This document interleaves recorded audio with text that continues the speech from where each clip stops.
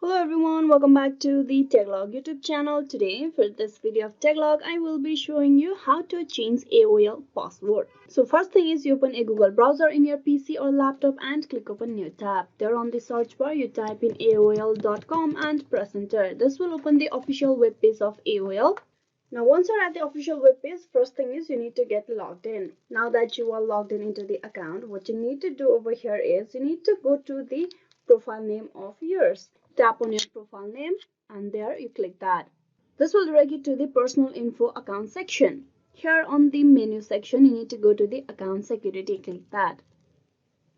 In the account security, if you scroll down, you will have the option of change password. You click on that. Don't use a variation of an old password or any personal information. So what you need to do is you need to provide a brand new password for your AOL. Type in a new password for the account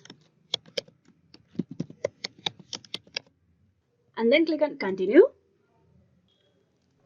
Your new password is active. So this is a way how you can change a password in AOL from your account security section.